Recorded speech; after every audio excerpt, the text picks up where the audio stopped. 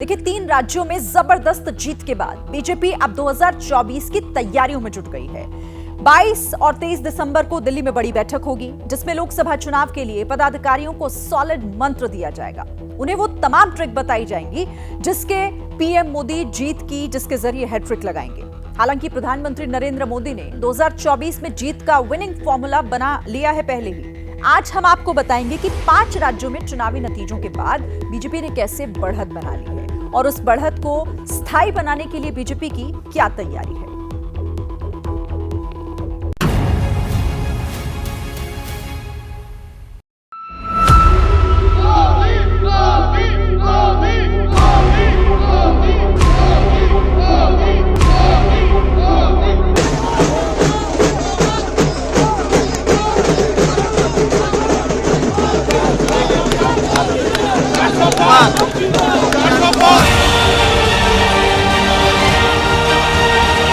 लोगों ने अभी से कहना शुरू कर दिया है कि 2024 में भाजपा को कोई नहीं हरा सकता।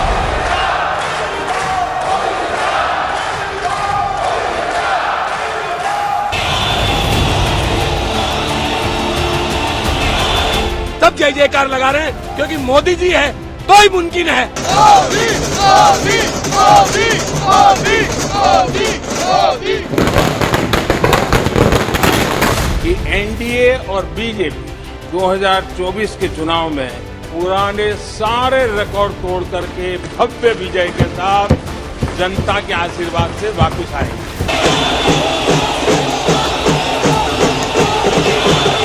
पूर्ण बहुमत से नरेंद्र मोदी प्रधानमंत्री बनने वाले हैं।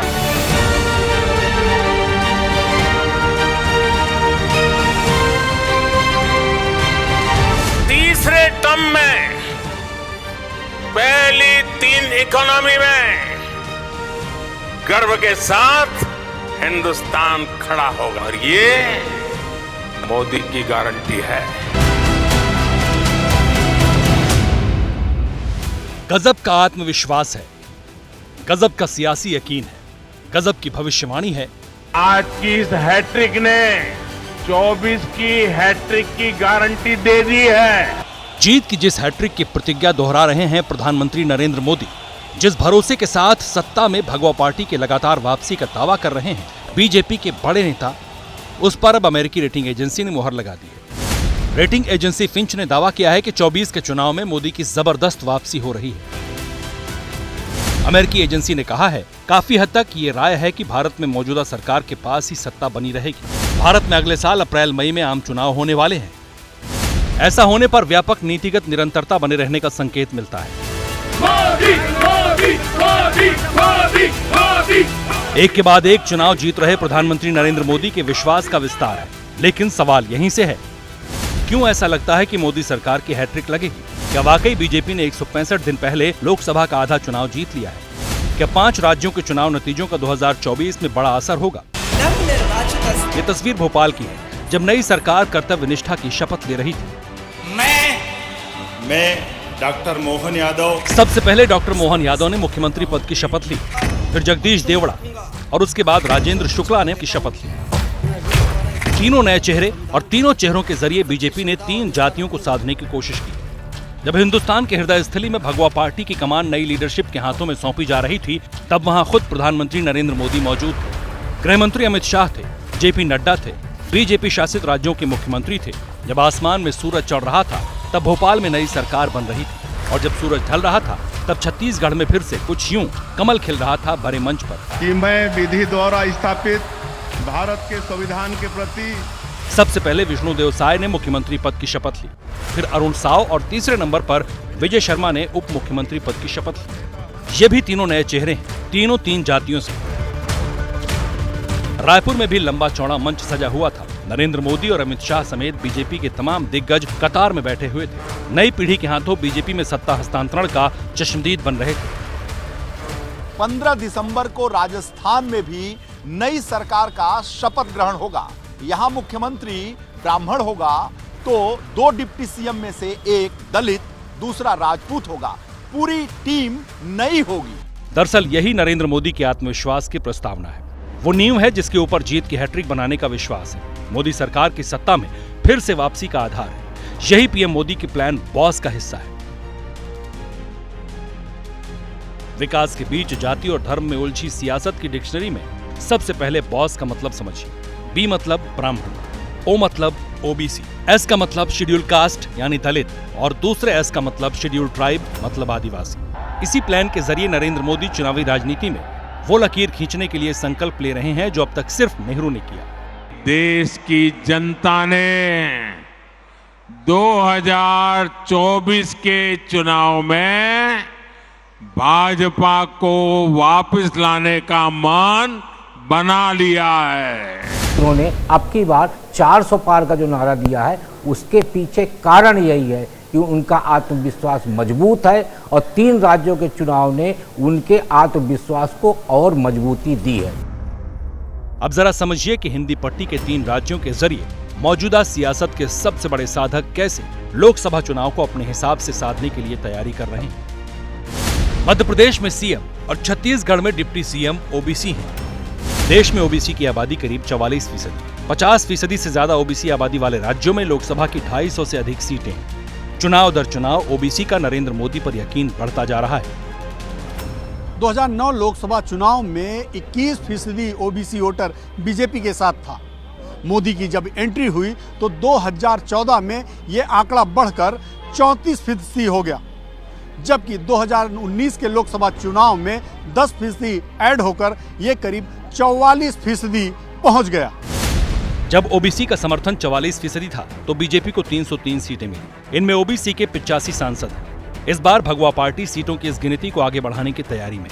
इसके लिए बीजेपी ने ब्राह्मणों के हाथ सत्ता सौंपकर अपने परंपरागत सवर्ण वोट को भी साधा है। देश में करीब 22% सवर्ण है। देश की करीब 125 सीटों पर सवर्ण समाज का असर है। पिछले 3 चुनाव में बीजेपी को सवर्ण वोटरों में बढ़ोतरी हुई है। 2009 की बात करें तो उस वक्त बीजेपी को 29% वोट मिले थे, 2014 में 47% हुए और 2019 में ये बढ़कर 52% हो गए। छत्तीसगढ़, मध्य प्रदेश और राजस्थान की सत्ता में सवर्णों को लाकर बीजेपी इस आंकड़े को भी बढ़ाना चाहती है। हालांकि इस बार बीजेपी का फोकस आदिवासी समुदाय पर भी है। देश में करीब 9% आबादी एसटी समाज की, 47 सीटें आदिवासी समाज के लिए आरक्षित, करीब 60 सीटों पर एसटी समाज का असर। छत्तीसगढ़ में आदिवासी मुख्यमंत्री बनाकर बीजेपी ने मध्य प्रदेश, झारखंड और ओडिशा के आदिवासी वोट बैंक को भी साधने की कोशिश की। नवंबर में बिरसा मुंडा की जयंती पर झारखंड में खड़े होकर पीएम मोदी ने बड़ा संदेश दिया। पीएम जनजाति आदिवासी न्याय महाअभियान, सामाजिक न्याय जनरल बातें हुई। मोदी हिम्मत करके निकला है आदिवासी न्याय अभियान को लेकर। पिछले चुनाव में बीजेपी को बड़ी तादाद में आदिवासी वोट मिले भी। साल 2009 के लोकसभा चुनावों में जहां बीजेपी को महज 24% आदिवासी वोट ही मिले थे, तो वहीं ये संख्या बढ़कर साल 2014 के लोकसभा चुनावों में 38% तक पहुंच गई। और बात की जाए 2019 के लोकसभा चुनावों में तो करीब 44% आदिवासी मतदाताओं ने प्रधानमंत्री नरेंद्र मोदी के चेहरे पर भरोसा जताया। 2019 में बीजेपी के 303 में से 31 सांसद आदिवासी थे। आदिवासी राष्ट्रपति के बाद छत्तीसगढ़ में आदिवासी मुख्यमंत्री बनाकर नया संदेश दिया। ऐसे ही बीजेपी की कवायद दलित वोट बैंक को भी साधने की। देश में करीब 17% आबादी एससी समाज की है। देश की 84 लोकसभा सीटें एससी समाज के लिए रिजर्व है, लेकिन 100 से ज्यादा सीटों पर एससी प्रभावी है। 2019 के लोकसभा चुनाव में 46 दलित सांसद बीजेपी के टिकट पर जीते थे। बीजेपी भी इस आंकड़े को बेहतर करना चाहती है। इसके लिए प्रधानमंत्री मोदी ने प्लान तैयार कर लिया है। 22 और 23 दिसंबर को बीजेपी ने दिल्ली में बड़ी बैठक बुलाई। बैठक में राष्ट्रीय पदाधिकारियों से लेकर प्रदेश प्रभारी और सह प्रभारी तक को बुलाया गया है। जेपी नड्डा की अगुवाई में होने वाली बैठक में लोकसभा चुनाव पर चर्चा होगी। इसमें कोई शक नहीं है कि बीजेपी हर चुनाव को पूरी शिद्दत से लड़ती है, फिर चाहे वो पार्षद का चुनाव हो, विधानसभा का हो या फिर हो लोकसभा का। 5 राज्यों में चुनावों के खत्म होते ही बीजेपी सत्ता के फाइनल के लिए जुट चुकी है।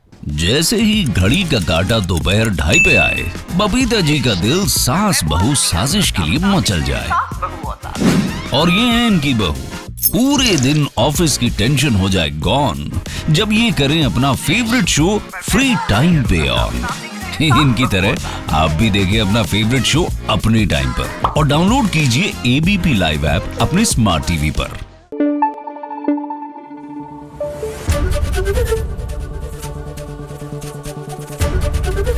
एबीपी न्यूज आपको रखे आगे।